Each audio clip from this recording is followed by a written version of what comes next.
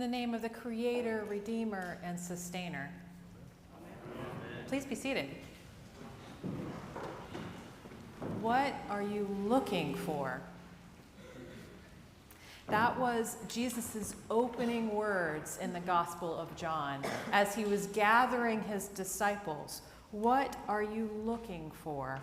Now, I think this is pretty much a hard translation. The Gospel of John is like a set of poetry written in Greek. And so when we translate it into English, we don't quite get the essence of it.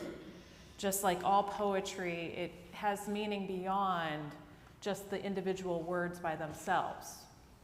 And so what you're looking for is really, what are you seeking? What are you hoping for? What do you dare to hope for? What does your heart ache for? Now, when we are asked a question of what are you looking for, what are you seeking in our culture of consumerism, we're often approach it with a little bit of skepticism because everyone out there in the world often has an answer before we even open our mouths, right? What are you looking for? I know what you're looking for. You're looking for a car that looks like this, or you're looking for a job that looks like this. You're looking for a lifestyle that looks like this, right? Your teeth could be a little bit whiter. You could lose 10 pounds and those shoes would be perfect for you, right? I invite for you to take a moment with that skepticism that is inside of us and to really, truly, deeply engage the question ourselves. What are you looking for?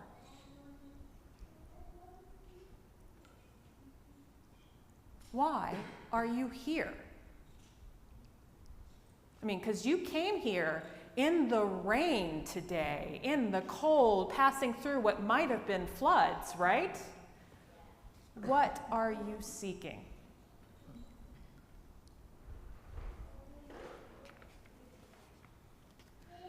Maybe you're seeking some wholeness. Maybe you're seeking this deep community, real relationships, so when they ask how you're doing, you can actually be honest. Fine. No.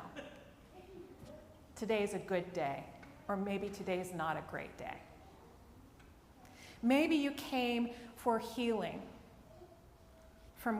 or inspiration, or a break from a very hungry world. Maybe you came to find a way to connect with God.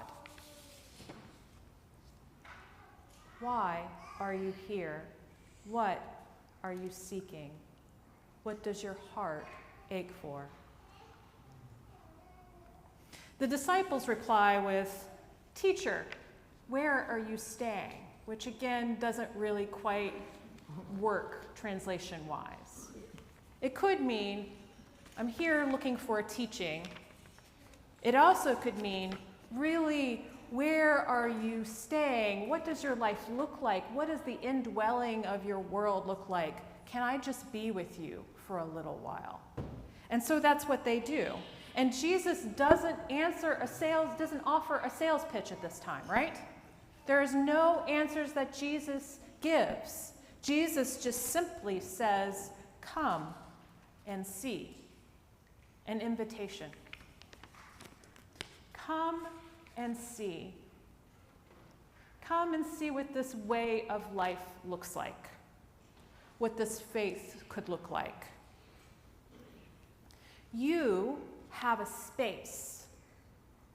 You have an important space in this God's creation. No matter where you come from, no matter how much skill set you have, no matter your education, your relationship status, your employment status, no matter how good or bad you think you are, no matter how lost or secure in where you're going, you are invited. Not only are you invited, you have an integral part of this beautiful creation that God has created. Jesus says that to the disciples by saying, "Come and see," just as Jesus says it to us by saying, "Come and see." In our first reading from Isaiah, it's a servant song, a prophet song about what it means to be called. Sometimes it's about an individual, sometimes it's about a community of people. There's several of them in Isaiah. But the truth is that this story is about someone who's not too sure about showing up and being part of it. I have labored in vain. I have spent my strength for nothing in vanity. They're not exactly prepared, they feel, to be part of this. But again, God knows us before we are even created in the womb. God knows our name and God's heart, and knows what part we can play in this dream God has for this world. And so I invite you, by engaging the question of what you're seeking for, in hopes that you might find the answer in how you are called to be part of this community. What vital role do you have?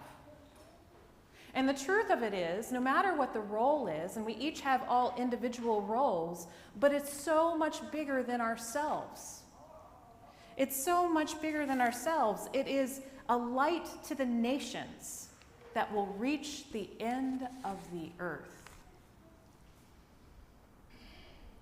Like the ripples on a pond, it spreads outward.